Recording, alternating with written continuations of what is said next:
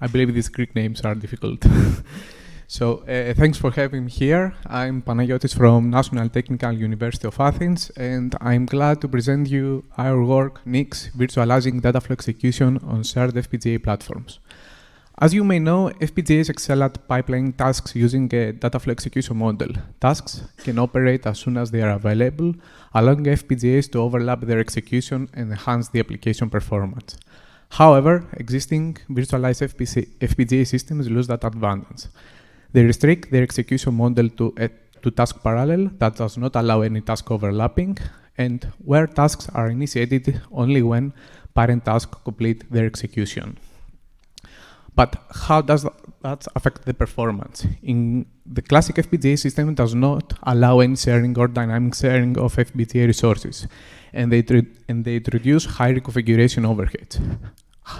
However, in existing works, we have tasks that wait their parent task to complete their execution, and that affects negatively the performance of applications. Our work tries to bring the dataflow execution into a virtualized FPGA environment. So this is a roadmap of our talk. We will continue with the background and challenges. Then we will follow up with NICS, followed by the experimental results, and then I will conclude this presentation. Virtualized FPGA systems depends on the partial reconfiguration, a process that divides the FPGA device into one static and multiple dynamic regions. Bitstreams are mapped into the available dynamic regions, while the static region resembles the operating system, but for FPGAs, includes the logic for memory controllers, interconnections, reconfiguring PRRs, communication with host, etc.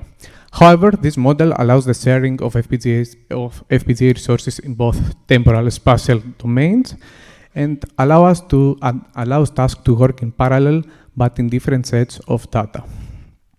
So, usually an FPGA hypervisor is responsible for mapping incoming applications to the FPGA resources.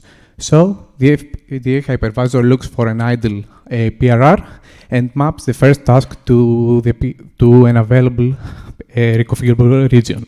This process continues until all tasks from an application are mapped into the FPGA resources. The rest of the resources can be used to accommodate another application, allowing multiple applications to share the FPGA resources. There is a rich set of works in academia regarding FPGA virtualization, from virtualized FPGA clusters, operating system abstractions, hypervisors for shared memory FPGAs, schedulers for sharing FPGA resources. But none of these works have ever considered task pipeline optimizations in order to reduce the response time of incoming applications and further improve the performance of virtualized FPGAs. So, we need to tackle three challenges for virtualizing dataflow execution. The first comes from the classic FPGA, the classic dataflow model, which required the pre-allocation and pre-configuration of tasks to the FPGA resources. And this introduced task dependencies both at scheduling and execution level. Secondly, the second challenge stems from the current virtualized FPGA systems due to the serial nature of partial reconfiguration. FIFOs are statically mapped into the FPGA resources, into the limited on-chip FPGA resources, where we cannot store large shares of data. And this stalls the execution of parent tasks. Finally, we have to host pipeline tasks from diverse dataflow applications, and we need independent FIFO channels and a way to dynamically allocate them between incoming applications. To this end, we present you the NICS system. This is a high-level view of our flow, so let's break it down. So each dataflow application can be described as a directed acyclic graph, where vertices represent the task and edges represent the dependencies between them. The graphs with the bitstreams and some HLS metrics can be imported to the FPGA hypervisor. The FPGA hypervisor consists of two modules, a real-time scheduler which selects the candidate applications and tasks for configuration, and it launches the task according to the incoming graph.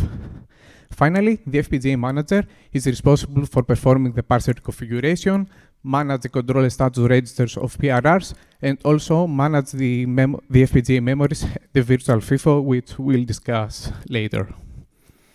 So let's dive more deeper on our architecture.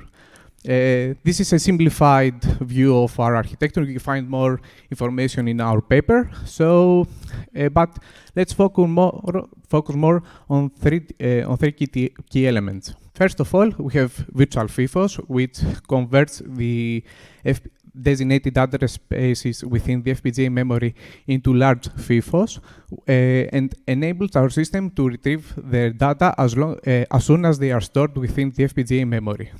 Each virtual FIFO is paired with a controller, which notifies the FPGA manager about the availability of the virtual FIFO, allowing us to perform handshakes between pairs of pipeline tasks. Finally, we have the dataflow proxies, which provides the illusion to the hosted tasks that the parent task or child task are already configured within the FPGA device and flow data between the virtual FIFOs and the PRR regions. So let me provide you with a simple example how dataflow execution works on X. So we have a simple graph with 3 tasks. So at first we configure the first task into an available reconfigurable region and perform the initial handshake with the virtual FIFO controller. So the task can send its data to a designated address space until it completes its execution. At a much later time, we configure the second task. So we finalize the handshake with the first virtual FIFO, and because the second task is an intermediate node, we allocate another virtual FIFO. So data flow back to the second task. At the same time, we configure the final task into our FPGA, so our system allows data to flow in both tasks and allowing our system to overlap their computation. This process continues until the end of their execution, freeing also their allocated resources. So, to move on with our experimental setup, our implementation includes an Alveo U250 FPGA card partitioned into 8 reconfigurable regions, and our benchmark includes applications from Rosetta and some custom benchmarks. Our baseline is the task parallel architecture from previous work, for example, Niblock or Coyote. And as scheduling algorithms, we implement a non-sharing algorithm where application can utilize all the available FPGA resources. And for sharing these resources, we implement first come, first served, round robin, sort the job first, and Niblock. Finally, we generate events using 3 different demand periods. During long demand, applications can utilize additional FPGA resources, while medium demand simulates a rapid stream of incoming events. Finally, during high demand periods, FPGA resources are consistently shared between incoming applications. So at first, we saw how applications perform in both architectures, and we sweep the batch size across different numbers, so in order to show how batch computation affects the performance of applications in both architectures. So we can see that our system can provide up to 8 times better speedup as batch processing increases the computation overlap of tasks. Finally, streaming data is more efficient and, of course, more hardware-friendly for the data flow model. On the other hand, we have an application where NICs yield similar performance to the baseline. In this application consists tasks that with execution times that vary significantly. So, for example, the first task requires some seconds to complete, while the second task requires several milliseconds. In this case, we do not have any overlap, and for that reason, NICs yield similar performance to the baseline architecture. Finally, we have a case where we have an application where it has more tasks than the available reconfigurable regions. In this case, tasks that would wait for PRRs to become available once again.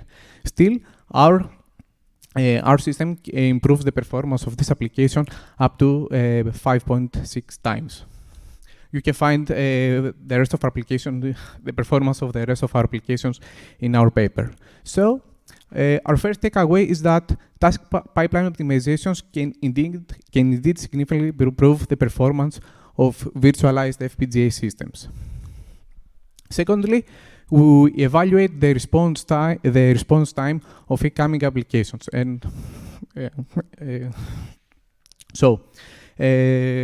we normalize each metric to the non-sharing algorithm of the baseline architecture. So the higher, the better.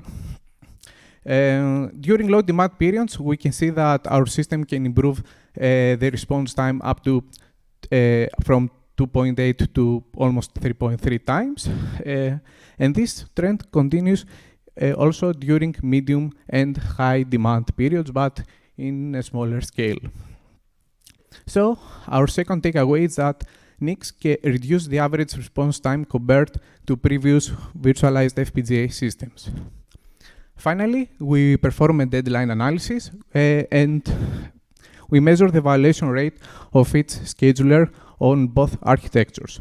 As a violation, we have a violation when the response time exceeds the deadline, and the deadline is computed by using the latency of the application when running into the baseline architecture, and then we sweep a deadline factor from 0 to 20.